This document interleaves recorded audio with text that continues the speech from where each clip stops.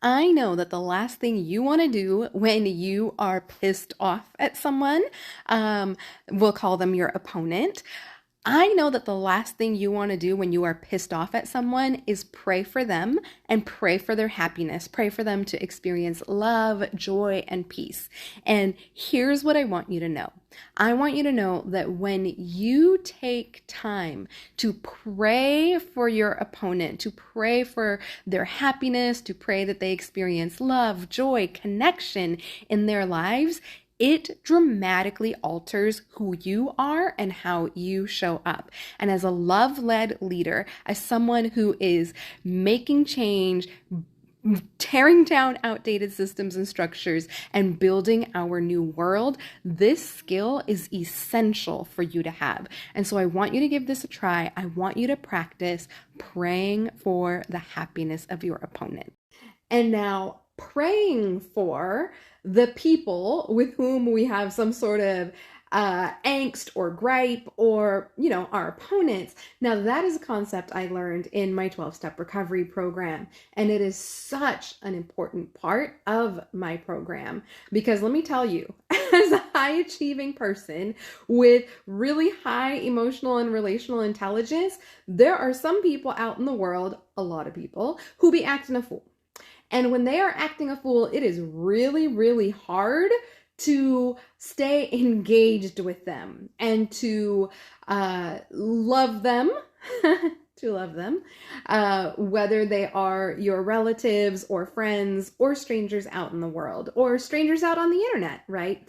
And so this was assigned to me as an exercise in my 12-step recovery, praying for the people that you are like, oh. And the exercise is that you would literally pray for them for 30 days and not pray that they get their shit together. Trust me, I tried those prayers. Those prayers don't work. But these are prayers that they be loved, that they be happy, that they experience joy.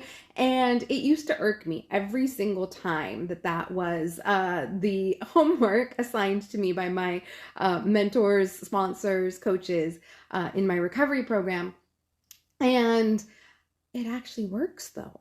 It works so well to pray for the happiness of those with whom you just don't get along right now. Again, we'll just call them your opponents, okay? So praying for your opponents can be really, really hard to do because we want to get defended. We want to armor up. We want to show them up. We want to battle and win. We want a winner and a loser. So when we make a decision, when we choose that we are going to pray for our opponents, that we are going to pray for their happiness, their love, their joy, at first your brain can go into the what the f***? Why would I even want to do that? And here's the thing. People who are happy, who are filled with love, who are filled with joy, they are not out here doing stupid. It is the people who are not genuinely, inherently feeling love and happiness and joy and connection. They are the ones that are out here acting a fool.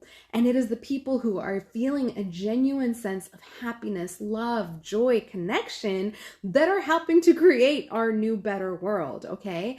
And so for you, as someone who is a change maker, someone who is leading the charge in creating this new world, it is your job and your responsibility to help pray for others to be happy, praying for your opponents and praying for their happiness. Now, I'll share a story about this. Recently, I had an experience where an opponent was really getting on my freaking nerves. I could not stand them. They've really been grating on me and grating on me and grating on me.